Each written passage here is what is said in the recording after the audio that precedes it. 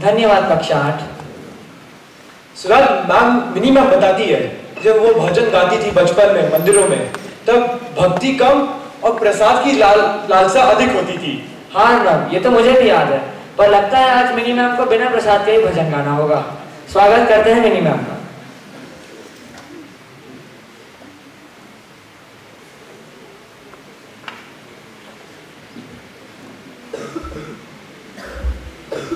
बहुत बहुत धन्यवाद। पर आज मैं भजन के अतिरिक्त कुछ और भी बातें करना चाहती हूँ, इजाज़त है? जी जरूर मैम। इसे पूछना ज़रूरी है क्योंकि आज के हमारे कार्यक्रम के यही कर्णधार हैं। एक बार पुनः मैं अपने अधिकारीगणों को नमन करती हूँ कि उन्होंने मुझे सुअवसर दिया कि मैं अपने विचार आपके सम्मुख प्रस्तुत कर सकूँ। हिंदी के लिए मैं क्या कहूँ, मेरे सहकर्मी पहले ही बहुत कुछ बोल चुके हैं, कहने के लिए कुछ विशेष रहा नहीं, किंतु हिंदी दैनिक जीवन में कैसे महत्व रखती है और किस तरह से हमारे जीवन में संबंध रखती है, ये मैं ज़रूर आपसे बात करूँगी। जब मैं हिंदी की बात करती हूँ तो मेरे लिए दो शब्द बहुत मुख्य हो जाते हैं, एक यायावर और दूसरा आत्मसात। यायावर यानी पथिक, यात्री, राहगीर, या अंग्रेजी में आप कहें तो ट्रैवलर, और आत्मसात का अर्थ है अपने में किसी चीज़ को समाहित कर लेना, या फिर अगर अंग्रेजी में कहूँ तो अडॉप्ट कर लेना। आज मेरे को लगा कि इस मन से बढ़िया अवसर कोई नहीं हो सकता कि मैं अपनी माँ को श्रद्धांजलि दूँ। इसी पूजा के अवसर पर मैंने माँ को खोया था। मुझे याद है महालय का दिन था जब मुझे हमेशा के लिए छोड़ के चली गई। उनके जीवन में ये दो शब्द बहुत महत्वपूर्ण थे और उनसे ही मैंने ये दो शब्द सीखे भी हैं, क्योंकि उनका जब विवाह हुआ तो मेरे पिता एक सैनिक अधिकारी थे। हर 2-3 साल में उनका तबादला हुआ करता था। माँ जब पढ़ी तो उनकी पैदाइश तो आंध्र प्रदेश में हुई, लेकिन उनकी परवरिश पश्चिम बंगाल में हुई। वो पढ़ी बांग्ला माध्यम से, इसलिए उनके जीवन में बांग्ला साहित्य का बहुत प्रभाव रहा और घर पे मातृभाषा तेलुगु बोली जाती थी। जब विवाह के पश्चात मेरे पिता को पहला स्टेशन दानापुर मिला, तब जाके माँ ने हिंदी सीखी। इनफैक्ट उनके ऊपर साहित्य का इतना ज़्यादा प्रभाव था कि जब उन्होंने मेरा नाम रखा तो भी गुरुदेव के प्रसिद्ध साहित्यिक रचना काबुलीवाला से प्रभावित होकर रखा, और वो जीवन भर अड़ी रही कि मैं ये नाम नहीं बदलूंगी, चाहे कुछ भी क्यों ना हो जाए। तो जब मैं माँ की बात कर रही हूँ तो मैं माँ की बात इसलिए कर रही हूँ क्योंकि उनका मेरे जीवन में बहुत स्थान है। कभी कभी मुझे लगता है मैं सिर्फ उनकी छाया हूँ, और ये हिंदी का जो भी योगदान मेरे जीवन में है, जो मैं हिंदी की टीचर हूँ, वो उन्हीं की बदौलत हूँ। क्योंकि मैंने उनको देखा कि कोई भी चीज़ें बहुत जल्दी आत्मसात करती हैं। मेरे पिता का तबादला जब पठानकोट हुआ तो उन्होंने पंजाबी सीखी, गिद्दा सीखा, टप्पा सीखा और बहुत सी चीज़ें सीखी। तंदूर लगाना सीखा उन्होंने। उसके बाद कई चीज़ें वो इसी तरह सीखती चली गई। इसी तरह उनके परिवार में भी मैंने देखा। मामा जी को मैंने मराठी में लिखते देखा, एक मामा को मैंने बांग्ला में लिखते देखा। मेरे खुद के नाना तेलुगु साहित्य के महाकवि रह चुके हैं। उनकी रचनाएँ आज भी MA में कॉलेज के सिलेबस में पढ़ाई जाती हैं। उनकी एक ही इच्छा थी, वो अपने भाई से बोलते थे कि काश मैं हिंदी सीख सकता, मैं बिल्कुल हिंदी से अनजान हूँ। तो उनके भाई यानी मेरे नाना जी कहते थे, लेकिन सौभाग्य से मेरी बेटी ऐसी जगह ब्याही है जहाँ उसे हिंदी सीखने का मौका मिलेगा और यही हिंदी उसे पूरे भारतवर्ष से जोड़ेगी। जब मेरे मित्र मुझसे पूछते थे कि तुम्हारे घर के लोगों को देख के समझ में नहीं आता कि आप किस क्षेत्र विशेष, राज्य विशेष या वर्ग विशेष से ताल्लुक़ रखते हैं, तो मैं कहती थी हम सही मायनों में भारतीय हैं। कभी कभी मैं जब अपने सहकर्मियों को या कभी मित्रों को या किसी को देखती हूँ, एक लंबे समय तक एक जगह पे काम करने के पश्चात भी जब वो ये कहते हैं कि हमारे क्षेत्र विशेष में ये खाना है, ये क्षेत्र विशेष में त्यौहार है, ये परिधान है, तो थोड़ी सी मुझे पीड़ा होती है। मुझे लगता है कि उस ज़माने में जब टेक्नोलॉजी नहीं थी, तकनीकी नहीं थी, सोशल मीडिया नहीं था, उस समय माँ ने सारी चीज़ें आत्मसात की। तो आज जब इतना आधुनिक युग है तो हम ये चीज़ें क्यों नहीं आत्मसात कर पाते हैं। अब ये हम लोग को हॉलीडे होमवर्क आए, तो मुझे इंग्लिश का एक होमवर्क आया रितु मैम का। उसमें उन्होंने एक बड़ा सृजनात्मक गृह कार्य दिया है कि जब आप किसी टूर एंड ट्रैक के लिए किसी क्षेत्र में जाएं तो वहाँ की लोकल भाषा से कोई गाना वगैरह सीखें तो बताएं। तो मैं मैम को ये बता दूँ कि मैंने बचपन में ये काम किया हुआ है। जब मेरे पिता कुफरी में शिमला के पास पोस्टेड थे, तो एक बार मैंने खेतों में काम करते हुए मेरी एक लड़की से मुलाकात हुई। उस लड़की का नाम था भुवनेश्वरी। वो एक गाना गाते हुए खेतों में काम कर रही थी। तो मैंने कहा भुवनेश्वरी, उस समय तो टेक्नोलॉजी थी नहीं, ये गाना मुझे सिखाओगी? तो उसने कहा हाँ क्यों नहीं दीदी, सिखाएंगे। उसने सिखाया। आज मैं वो 2 पंक्तियाँ गाऊंगी भी आपके सामने। और मैं कभी कभी सोचती हूँ कि उस समय में एनवायरनमेंट को लेके, पर्यावरण को लेके कितनी अवेयरनेस थी, कितनी जागरूकता थी उस समय। अभी तो हम लोग बहुत कुछ बोलते हैं, वो अलग बात है कि कार्य रूप में कम करते हैं। तो उसने जो मुझे गाना सिखाया शायद मुझे कहीं नेट में भी नहीं मिलेगा। तो गाने की पंक्तियाँ कुछ इस तरह थी, सुनिए, बहुत अच्छी लगेगी आपको। गाने की पंक्तियाँ थी, नी काटो छिपरियाली बाजा, बजाली दूरो ठंड पहानी, तेरे गला फूल की माला, मेरे गला जंजीरा, तुम्ही हमें भेंट होली, देवी का मंदिरा, बजाली दूरो ठंड पानी, आम की डाली माँ घुकती न वासो, है घुकती तय उड़ जा, मैं लगो उदास, याद मुझे बहुत आवे अपना इजू की, बेड़ पाको बारमासा, बेड़ पाको बारमासा, नरण का फल पाको चैत मेरी सैला। तो उसने मुझे बताया इसका अर्थ यह है कि बांस के जंगल हैं, उसके नीचे से ठंडा ठंडा पानी बहता है।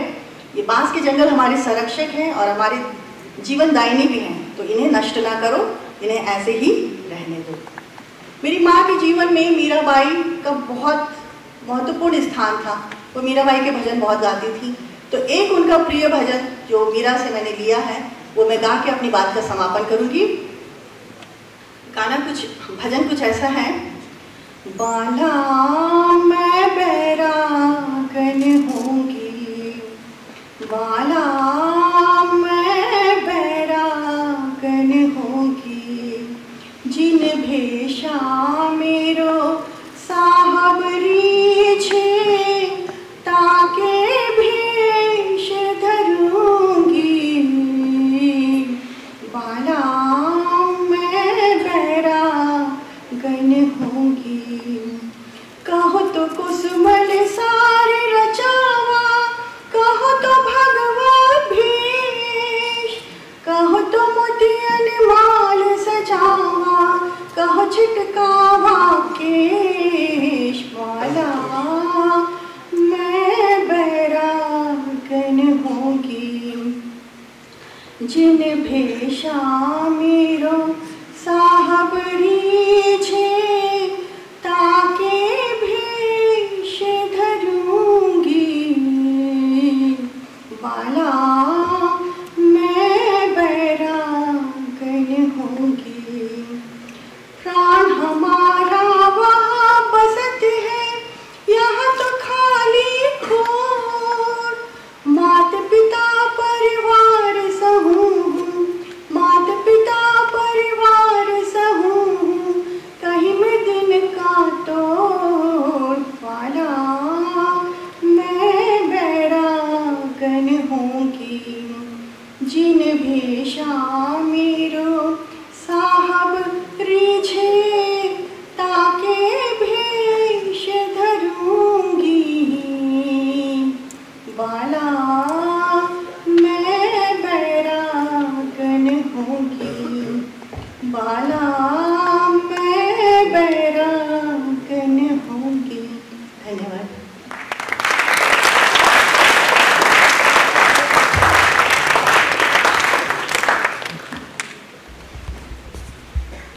धन्यवाद मैम। सुजान, इतिहास कहते ही तुम्हारे दिमाग में क्या आता है? महाराणा प्रताप, शिवाजी, अकबर, और क्या? भाई, इतिहास केवल महाराजा और राजाओं की नहीं होती, साहित्य की भी होती है। अच्छा, ऐसा क्या?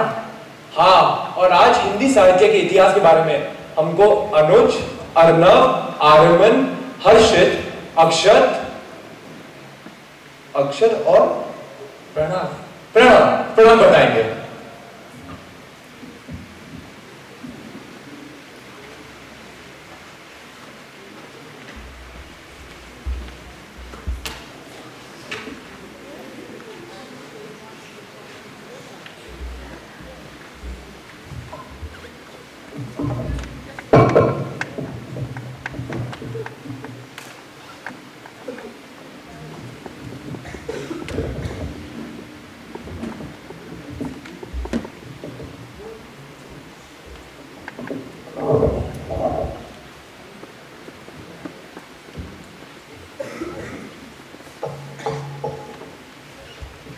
हिंदी भाषा की उत्पत्ति और विकास। हिंदी भाषा की उत्पत्ति मूल रूप से शौरसेनी अपभ्रंश से हुई है। वैसे तो हिंदी भाषा की आदि जननी को संस्कृत माना जाता है।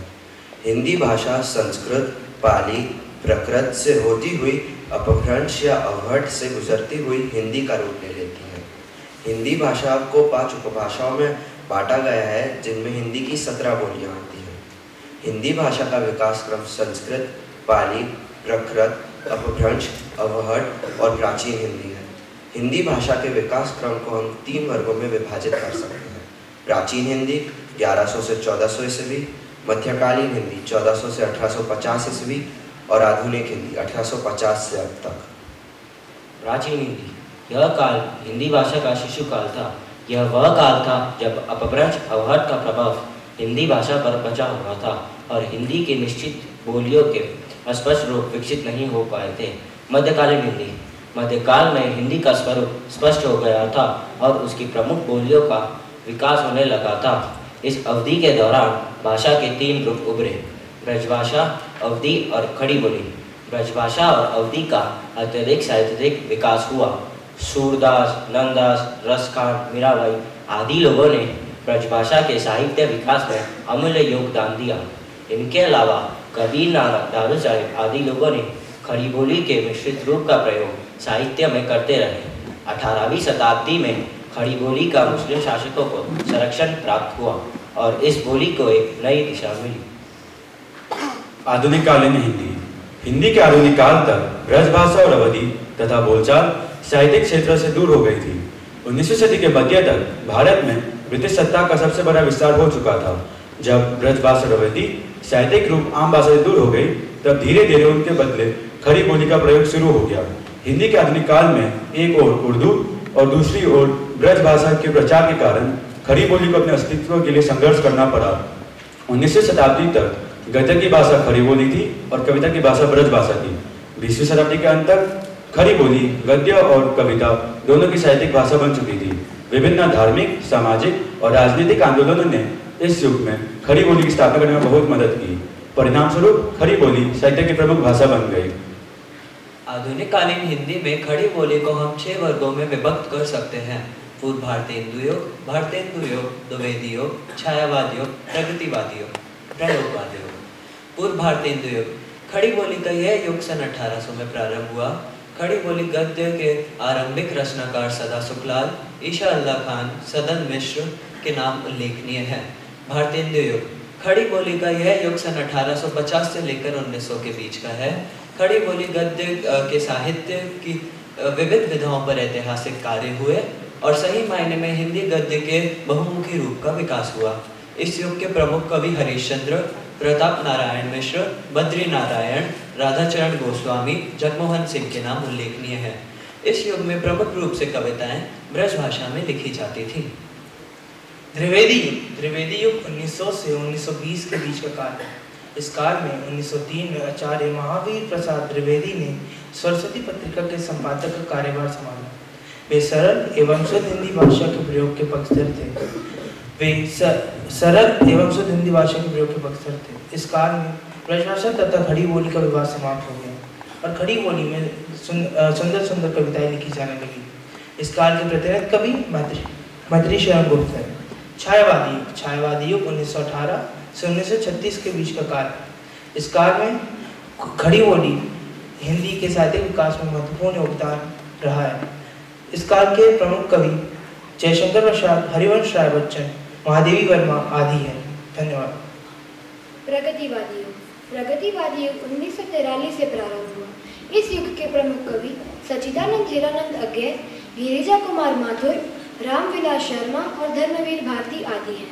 इस युग में गद्य का चहुमुखी विकास हुआ।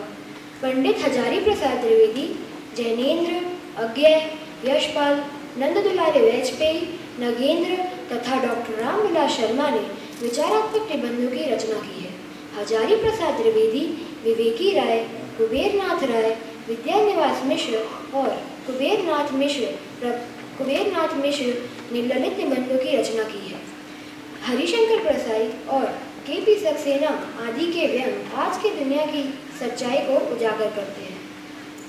जैनेन्द्र, अज्ञे, यशपाल, इलाचंद्र जोशी, रांगे यादव ने कई उल्लेखनीय उपन्यासों की रचना की है। नागार्जुन, फणीश्वरनाथ रेणु, अमृत राय तथा भीष्म साहनी ने कई आंचलिक उपन्यासों की रचना की है। मन्नू भंडारी, राजेंद्र यादव, कमलेश्वर तथा राही मासूम रजा ने कई लोकप्रिय कहानियों और उपन्यासों की रचना की है। आज भी कई गद्य जैसे रेडियो रूपक, रिपोर्टाज आपस में मिल रहे हैं और कई गद्यों की रचना हो रही है। धन्यवाद।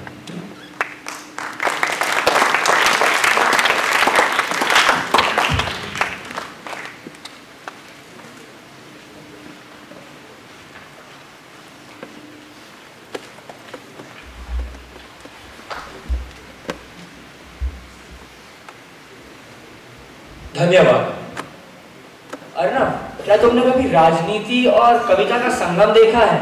ये दोनों बिल्कुल विपरीत बातें हैं। होते तो हैं, लेकिन हमारे भूतपूर्व प्रधानमंत्री जो एक लेखक, पत्रकार, कवि और साथ ही साथ उनको बहुत सारे पुरस्कारों से संबोधित किया गया था, जैसे कि पद्म विभूषण और भारत रत्न। मैं बात कर रहा हूँ श्री अटल बिहारी वाजपेयी की, और उनकी कविता फिर दिया जलाए हम सुनेंगे खुश शाह से।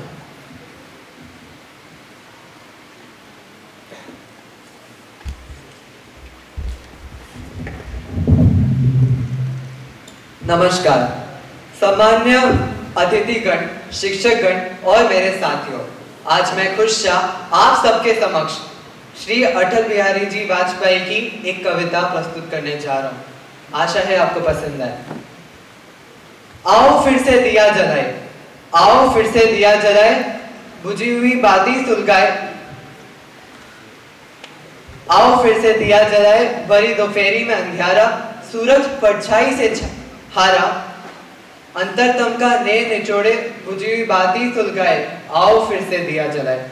हम पढ़ाओ को समझे मंजिल, लक्ष्य हुआ आंखों से ओझल, वर्तमान के मोहजाल में आने वाला कल ना भुलाए। आओ फिर से दिया जलाए, आओ फिर से दिया जलाए। आहुति बाकी, यज्ञ अधूरा, अपनों को विघ्नों ने घेरा, अंतिम जय को वज्र बनाने, नवदधीची हड्डियां गलाए। आओ फिर से दिया जलाए, आओ फिर से दिया जलाए। धन्यवाद।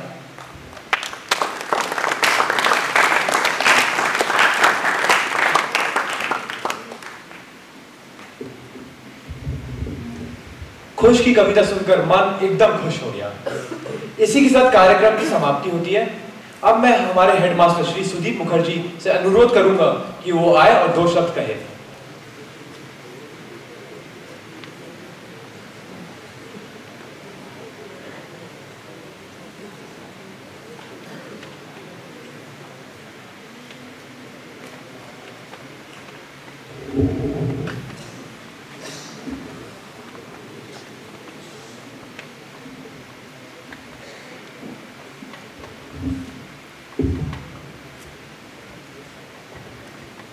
ऐसा प्रतीत होता है कि हमें सबसे पहले कुछ सोए हुए को जगाना है, तो अपने आसपास देखें कि कौन कौन सो रहे हैं, उनको पहले जगाएं।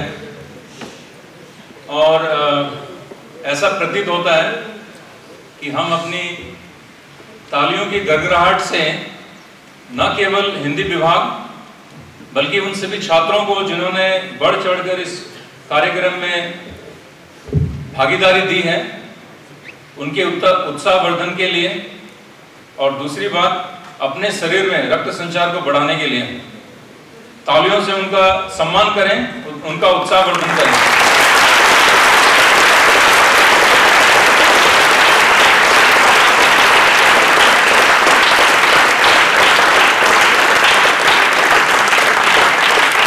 माननीय प्रधानाचार्य महोदय श्री शांतनु दास, मुख्य वित्तीय अधिकारी एवं व्यवसाय प्रबंधक श्रीमती वाणी प्रताप, मेरे सम्माननीय सहकर्मी और शिक्षक और प्रिय छात्रों, आप सभी को मेरा नमस्कार। और हिंदी दिवस की इस शुभ अवसर पर भले ही हम इसे कुछ दिनों के विलंब के बाद मना रहे हैं, आप सभी का अभिनंदन। और अपनी व्यस्तता को देखते हुए, जिस तरह से आप सभी व्यस्त रहे परीक्षा के कारण, विभिन्न अंतर सदनीय खेल कूद और अन्य प्रतियोगिताओं के लिए, उसके बावजूद जिस तरह से विभागाध्यक्ष श्री डॉक्टर विश्वेश उपाध्याय और उनके सभी सहकर्मियों ने उत्सुकता दिखाई और बीते कई सप्ताहों से हम इस पर वार्तालाप करते रहे, जिस तरह से यह कार्यक्रम की संरचना हुई और एक भोजन की थाली में जिस तरह से हम विभिन्न व्यंजनों को प्रस्तुत करते हैं, कुछ खट्टी, कुछ मीठी, कुछ तीखी और कुछ नमकीन, मुझे लगता है कि आज के इस कार्यक्रम में वे सारी चीजें थीं जो दर्शकों को मंत्रमुग्ध की पूरे कार्यक्रम में। और सिर्फ कविता पाठन ही नहीं, जिस तरह से विभाग के सदस्यों ने भावपूर्वक श्रद्धांजलि दी और जो कार्यक्रम के संचालक अर्णव और सुजात, जिस तरह से उन्होंने बड़ी ही सहजता के साथ हिंदी में कार्यक्रम का संचालन किया, वह सराहनीय है। और सिर्फ जो बच्चे हमें स्टेज पर दिखे वे ही नहीं, बल्कि पर्दे के पीछे भी कई लोगों ने काफी मेहनत की, ध्रुव उनमें से एक है। तो मुझे लगता है कि उसके लिए विशिष्ट हमें तालियां बजानी चाहिए।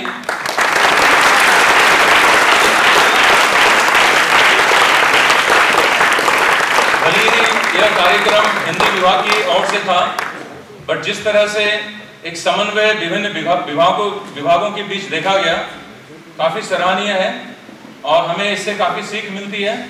जिस तरह से सभी प्रतिभागी स्टेज पर आए और उन्होंने सहजतापूर्वक अपने अपने जो भी उनको रोल दिए गए उन पे वो खड़े उतरे। हिंदी के विषय में जो कुछ भी कहा गया उस पर मैं विस्तार से नहीं जाऊंगा, लेकिन काफी सही मायने में यह कहा गया है कि भारत एक विविधता का देश है और यहाँ पर कोस कोस पर पानी बदलता रहता है और 4 कोस पर वाणी बदलती है। इतनी सारी विविधता है। अगर हम भौतिक मापदंड से जाएं तो पर्वत, पठार, नदियां, रेगिस्तान और वर्षावन से लेकर द्वीप तक भारत में है। सबसे जो बड़ी कठिनाई भारत के स्वाधीनता के बाद हमारे समक्ष खड़ी हुई वह थी भारत का एकीकरण। और स्वाधीनता से पहले करीब करीब 584 रियासतें थीं और आज़ादी तक यह घटकर 565 के करीब हुई। और हमारे लौह पुरुष यानी आयरन मैन सरदार वल्लभ भाई पटेल के हाथों यह दिया गया कि उन्होंने इन सारे छोटी छोटी रियासतों को एकीकरण कर भारत में इनका विलय करवाया। उसके बाद जो राज्यों का गठन हुआ, जिसे हम राज्यों का पुनर्गठन अधिनियम के हिसाब से हम जानते हैं, उसे क्षेत्रीयता और क्षेत्रीय भाषाओं के आधार पर किया गया। लेकिन वो एक ऐसी कड़ी जो हमें तलाश करनी थी जो पूरे भारत को एक साथ बांध के रखे। और इस मापदंड में हिंदी बड़ी सहजता से ऊपर उठकर आई और हमें एकता में और माला में पिरोने का काम की। तो इसका जो भी महत्व हम आज तक समझे हैं और अपने आप को समर्पित करते हैं कि भारत की जो सभ्यता और संस्कृति हिंदी के माध्यम से समय समय पर प्रकट हुई है और इसका जो योगदान रहा है हम उसको जीवित रखें और शुद्ध और सही भाषा का प्रयोग करें, क्योंकि भारत अकादमी के सभी छात्र अधिक से अधिक भाषाओं में अपनी दक्षता प्राप्त करें और शुद्ध सही भाषा का प्रयोग कर अपनी जो दक्षता है, जो एफिशिएंसी है, जो नॉलेज बेस है, उसको ऊपर बढ़ाएं। इसी के साथ मैं अपने इस जो भी मैंने अपना ओपिनियन या अपना मत रखा है समापन करता हूँ। धन्यवाद और सभी को बहुत बहुत शुभकामनाएं।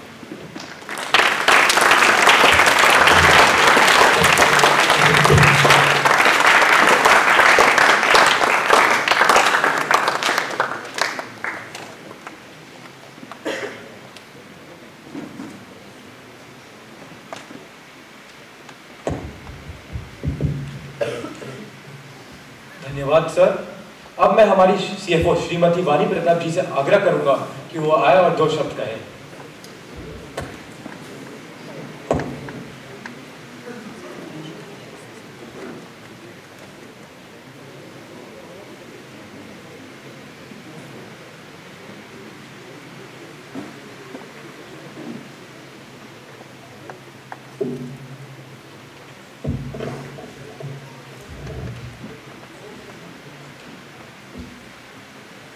नमस्कार।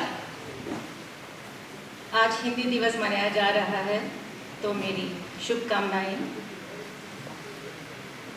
इतना सब कुछ हिंदी भाषा के बारे में सुनने के बाद शायद मेरी 2 बातें आपको फीका लगेगा, लेकिन बहुत सालों के बाद मुझे यह अवकाश मिला है और मैं इसे जाने नहीं दूंगी। चुनौती तो है मेरे लिए, लेकिन मैं पूरी कोशिश करूंगी। आज का दिन मेरे लिए भी बहुत विशेष है, क्योंकि इस मंच पर मुझे आप सभी से हिंदी में बात करने का अवसर मिला है। भाषा में मेरा प्रवाह अच्छा नहीं है, और यदि कुछ गलतियां भी हो जाए तो कृपया क्षमा करें। हिंदी हमारी राष्ट्रभाषा मानी जाती है। यह हम में से कई लोगों की मातृभाषा भी है। इससे भी महत्वपूर्ण बात यह है कि हिंदी भाषा एक धागा है जो सभी भारतवासियों को जोड़ता है। हिंदी एक मधुर भाषा है, सीखने में आसान है, और बहुत सारे ऐसे भी लोग हैं जिनको हिंदी भाषा से बहुत प्रेम है। मैं भी ऐसी हूँ। कुछ दिन पहले मुझे एक कविता पढ़ने को मिला था। ये कविता लिखा है एक दोस्त जो केरल से है, और मेरे स्कूल में पढ़ते थे। उनको हिंदी भाषा सीखने में बहुत कठिनाई होती थी, बहुत परेशानी थी उनको, लेकिन भाषा के प्रति इतना प्रेम था कि आजकल वो कविता भी लिखते हैं। तो मैं एक कविता सुनाती हूँ आपको, उन्हीं के द्वारा लिखा हुआ। कविता का शीर्षक है काश लौट आए बचपन। तो लिखते हैं, जब बचपन था तो जवानी एक सपना थी, जब जवान हुए तो बचपन एक ज़माना हुआ। जब घर में रहते थे तो आज़ादी अच्छी लगती थी, आज आज़ाद है फिर भी घर जाने की जल्दी रहती है। कभी होटल में जाना, पिज़्ज़ा बर्गर खाना पसंद करता था, आज घर पर आना और माँ के हाथ का खाना पसंद है। स्कूल में जिनके साथ झगड़ते थे, आज उनको ही इंटरनेट पर तलाश करते हैं। खुशी किसमें होती है ये पता अब चला है, बचपन क्या था इसका एहसास अब हुआ है। काश बदल सकते हम जिंदगी के कुछ साल, काश जी सकते हम जिंदगी फिर एक बार। देखिए कितना सुंदर कविता लिखी है उन्होंने, और इनको इतना परेशानी होती थी हिंदी सीखने में। वैसे तो भारत में कई भाषाएं हैं बोली जाती है, और स्कूलों में भी हम 3 भाषाएं सिखाई देते हैं। हम में से अधिकांश लोग एक से अधिक भाषा भी बोलते हैं, वो तो है, लेकिन ये बात हमें बहुत सामान्य लगता होगा, हालांकि जब आप देश से बाहर जाएंगे तो देखेंगे कि ये कितना खास है, क्योंकि ज़्यादातर लोग एक ही भाषा बोलते हैं। इसलिए जब आप अपनी मूल भाषा हो या मातृभाषा हो या क्षेत्रीय भाषा हो, जो भी बोलते हैं, चाहे वो कुछ भी हो, गर्व के साथ बोलें। मुझे हिंदी कविता और साहित्य बहुत पसंद है। मैं अपनी 2 बातें समाप्त करने से पहले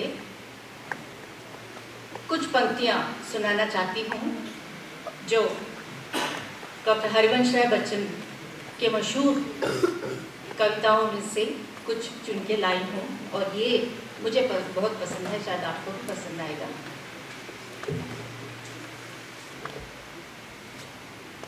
मंजिल मिले न मिले ये तो मुकद्दर की बात है। मंजिल मिले या न मिले ये तो मुकद्दर की बात है। हम कोशिश भी ना करें ये तो गलत बात है। हारना तब आवश्यक हो जाता है जब लड़ाई अपने से हो। हारना तब आवश्यक हो जाता है जब लड़ाई अपने से हो, और जीतना तब आवश्यक हो जाता है जब लड़ाई अपने आप से हो। जिंदगी जख्मों से भरी है, वक्त को मरहम बनाना सीख लो। हारना तो है एक दिन मौत से, फिलहाल जिंदगी जीना सीख लो। मैं हिंदी विभाग को धन्यवाद कहना चाहती हूँ कि मुझे ये अवकाश दिया गया और प्रेमचंद जी का वरदान भी मिला, तो धन्यवाद।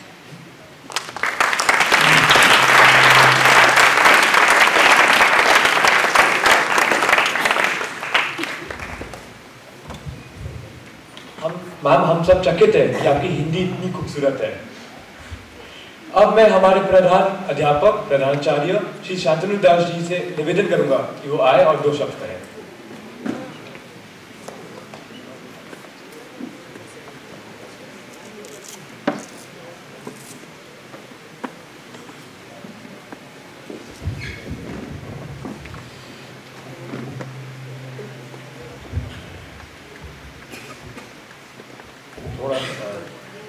परिवर्तन हो गया है। मुझे आदत है यहाँ पे आके अंग्रेजी में बोलने का, और जब हेडमास्टर जी को बुलाया गया मुझे लगा कि अब परिसमाप्ति होगी, लेकिन हुई नहीं। बानी जी आए और अच्छा बोली हो, तो मुझे लगता है कि थोड़ा बहुत परिश्रम मैं भी कर दूँ।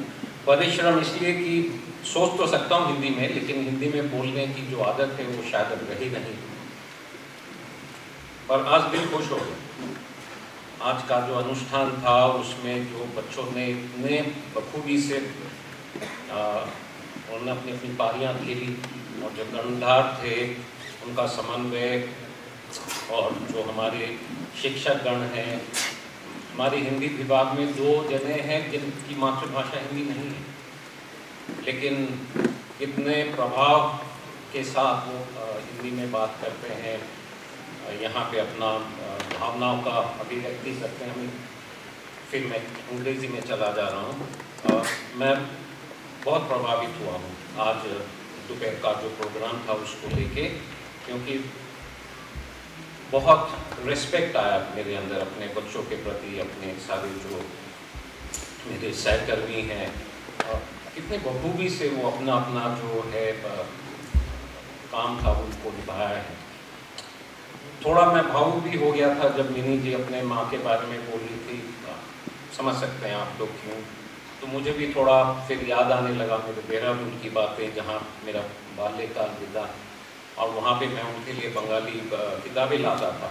एक था लाइब्रेरी 5-7 किलोमीटर के दूरी पर।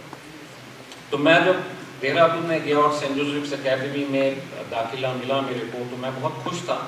मुझे लगा नहीं था कि मुझे यहाँ दाखिला मिल जाएगा। आयरिश ब्रदर्स थे, तो मैं उनको सिर्फ देखता था, समझ में नहीं आता था क्या बोल रहे हैं। और क्लास में भी जब गया देखा मेरे कुछ सहपाठी बड़े फर्राटे से अंग्रेज़ी बोलते थे, और मैं सिर्फ देखता था, उनको समझ में भी नहीं आता था पूरा।